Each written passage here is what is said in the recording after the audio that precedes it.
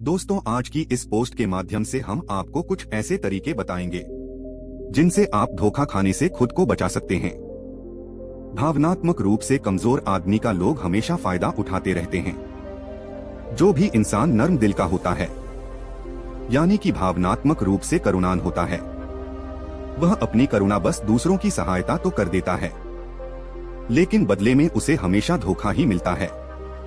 तो क्या एक इंसान को भावनात्मक नहीं होना चाहिए? क्या उसे दूसरों पर भरोसा नहीं करना चाहिए? दूसरों की सहायता नहीं करनी चाहिए? क्या करुणावान और संवेदनशील होना गुनाह है? कोई गलती है? कोई संवेदनशील आदमी दिल का बहुत अच्छा होता है। आइए जानते हैं इस कहानी के माध्यम से।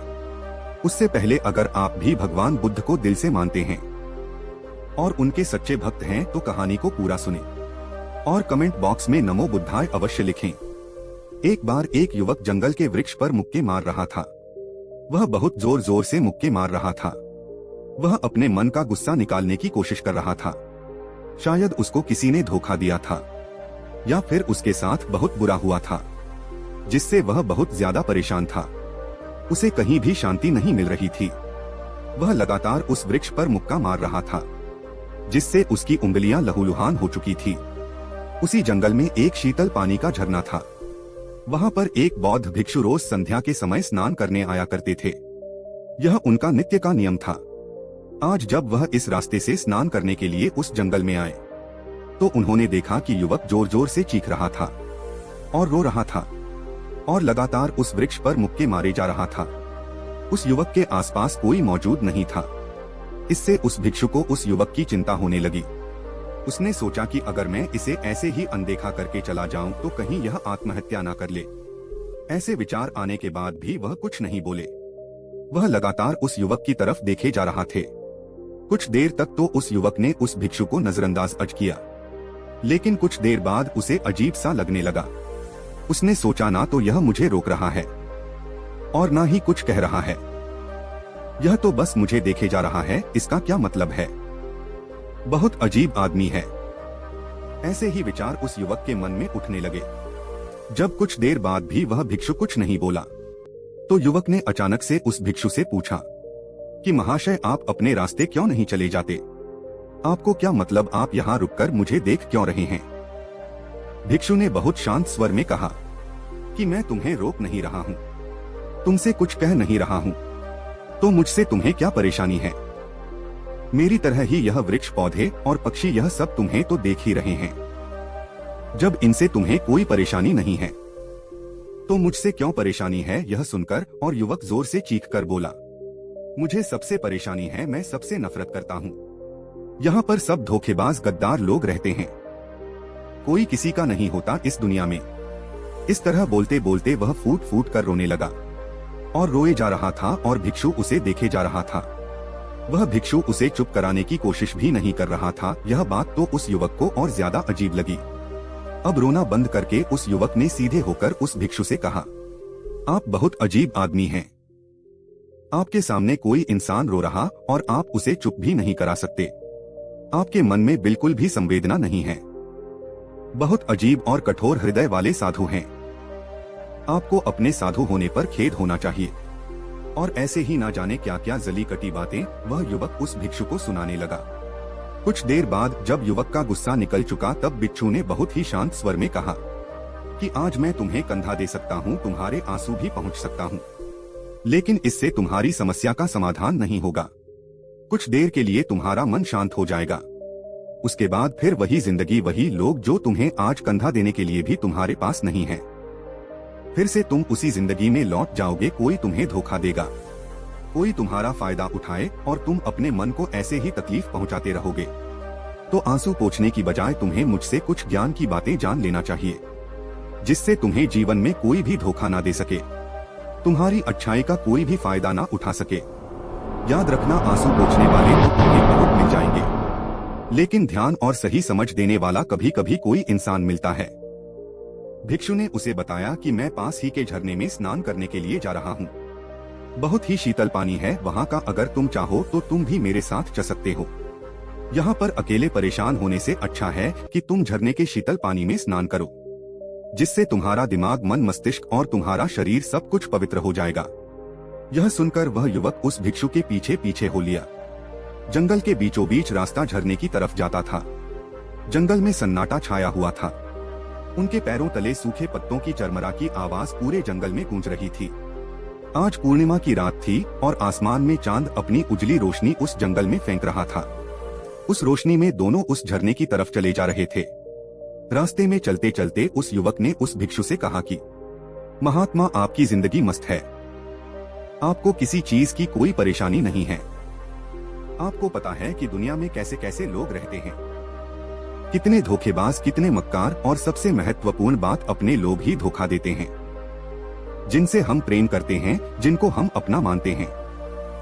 जब उन्हीं से धोखा मिलता है तो कैसा महसूस होता है। कभी कभी तो लगता है कि भोले और दयालु लोगों के लिए यह दुनिया नहीं बनी है। यह धोखेबाज के लिए है, मक्कार के लिए है।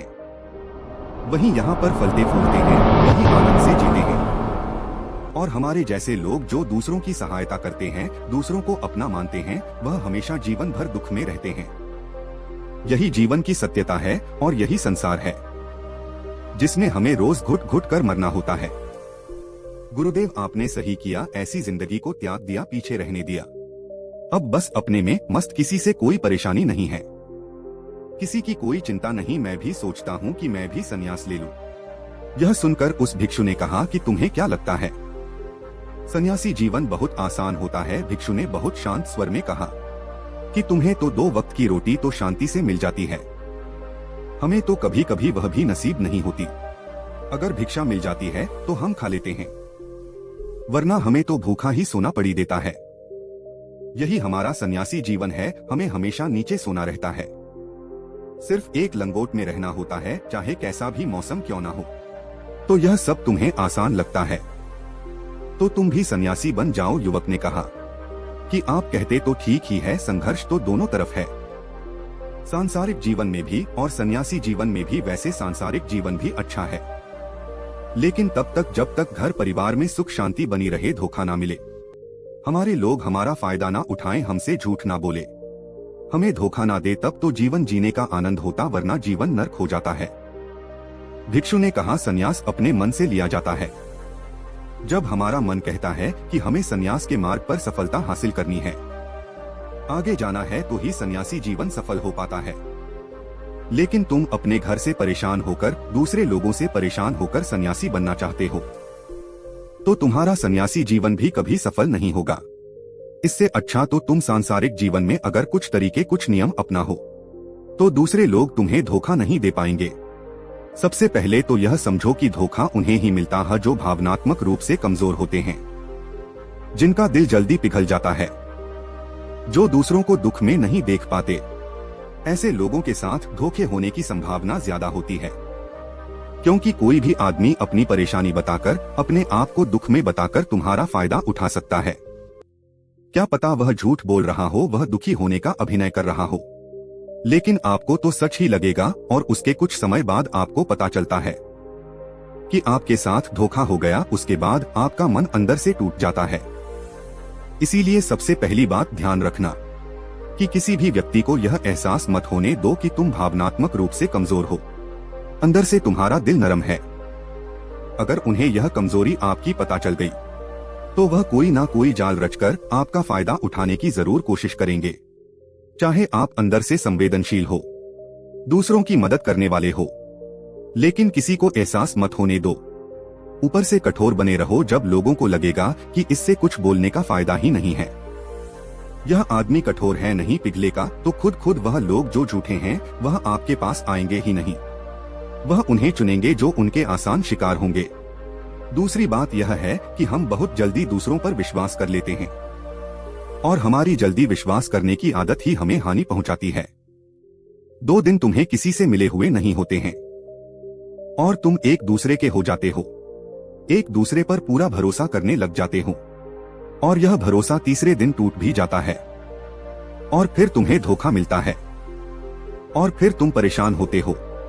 इसीलिए समय दो। किसी भी चीज को, किसी भी रिश्ते को आगे ले जाने के लिए समय की जरूरत होती है। समय के साथ तुम्हें सामने वाले इंसान की अच्छाई और बुराई पता चलती है, तब तुम्हें पूर्ण रूप से पता चलता है कि इंसान वास्तव में कैसा है, अच्छा है या बुरा है, और वह कुछ समय देने के बाद ही होता है।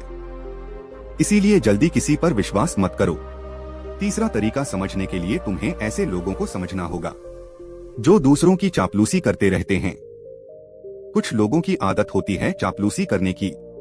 आपके सामने आपकी तारीफ करेंगे या आपके बारे में अच्छा अच्छा बोलेंगे और आपको लगेगा कि यह इंसान कितने अच्छे हैं, मुझसे कितना प्यार करते हैं। लेकिन वास्तव में उनकी वह चापलूसी एक जाल होती है ताकि वह आपका दिल जीत सके, और उनको चापलूसी करने का मौका तभी मिलता है जब आप दिखावा करते हैं। अगर आप उनकी चापलूसी से प्रभावित ही नहीं होंगे तो कुछ समय बाद वह चापलूसी करना बंद कर देंगे। इसीलिए किसी के सामने दिखावा मत करो, वरना आप तो आकर्षण के केंद्र बन जाते हो। लोगों को लगता है कि शायद इसके पास बहुत ज्यादा धन संपदा है, इसीलिए इतना दिखावा कर रहा है, और इसी वजह से जो लोग आपका फायदा उठाना चाहेंगे वह आपके करीब आने की कोशिश करेंगे, आपसे चापलूसी करने की कोशिश करेंगे। अगला नियम बताते हुए भिक्षु ने झरने की तरफ इशारा किया। वह झरने के पास पहुंच चुके थे। युवक को भी एहसास हो चुका था क्योंकि वहां पर ठंडी ठंडी हवा चल रही थी।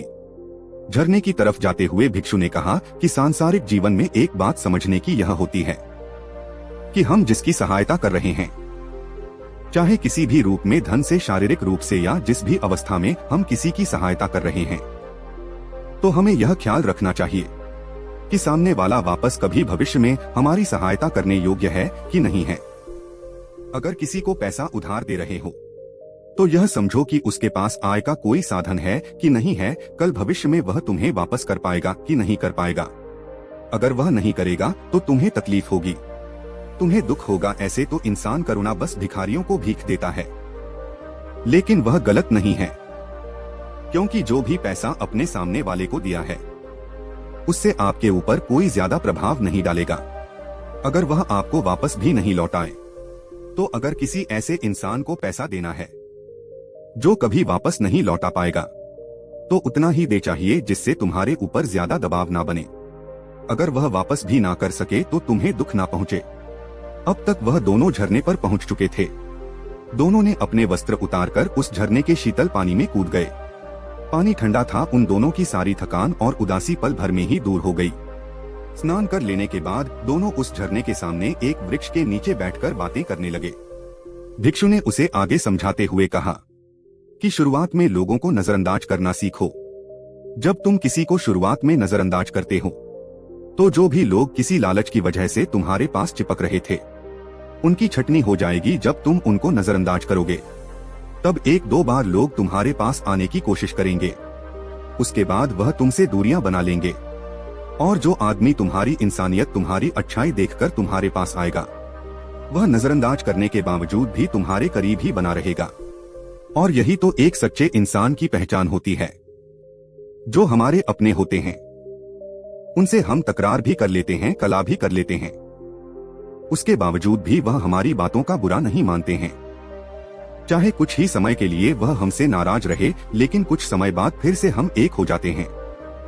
और यही तो घर परिवार का मतलब होता है, यही तो अपनों का मतलब होता है। इसीलिए शुरुआत में अनजान लोगों को नजरअंदाज करना सीखो, इग्नोर करना सीखो, ताकि धोखेबाज मक्कार लोग तुम्हारे करीब ही ना आ पाए। अपने इस वार्तालाप को खत्म करते हुए भिक्षु ने अपनी आखिरी और पांचवी बात बताते हुए कहा कि यह आखिरी सीख सबसे ज्यादा महत्वपूर्ण है। सब कुछ होने बाद भी तुम्हें धोखे मिल सकते हैं, लेकिन तुम अगर अपने आंख और कान और अपना दिमाग खोलकर रखते हो, अगर तुम होश में रहोगे, ध्यान करोगे, तो तुम्हें इंसान की आंखें देखते ही समझ में आ जाएगा कि उसे तुमसे क्या चाहिए। तुम उसकी इच्छा और उसका स्वभाव उसकी आंखों में ही देख सकते हो। लोगों की आंखों में, उनकी वाणी में, उनके स्वभाव में उनका सब कुछ दिखाई देता है। बस हम ही अपनी आंखें मुंह कर रहते हैं। दूसरे लोगों से जानो, उसके रिश्तेदारों से जानो, उसके परिवार वालों से जानो कि वह इंसान कैसा है, दूसरों के साथ उसका व्यवहार कैसा है। उसकी जांच करो, तब किसी पर विश्वास करो। ऐसे ही किसी पर विश्वास मत कर लेना। अगर तुम किसी के साथ लंबे समय तक भरोसा करना चाहते हो, किसी के साथ कोई संबंध बनाना चाहते हो, और कोई दोस्ती करना चाहते हो या किसी की मदद करना चाहते हो, तो इन सभी परिस्थितियों के बारे में तुम्हें जरूर पता होना चाहिए। कि दूसरे लोग उस इंसान के बारे में क्या सोच रखते हैं। इसके बाद तुम जीवन में कभी भी धोखा नहीं खाओगे और तुम्हें कभी भी धोखे की वजह से पछताना नहीं होगा। इसी तरह की बातें करते हुए भिक्षु और वह युवक दोनों जंगल से बाहर आ गए और अपने अपने घर को चले गए। दोस्तों, इसी तरह और भी मोटिवेशनल पोस्ट देखने के लिए आप हमारे चैनल को लाइक करें, शेयर करें और बेल नोटिफिकेशन को ऑल पर सेलेक्ट जरूर करें। धन्यवाद।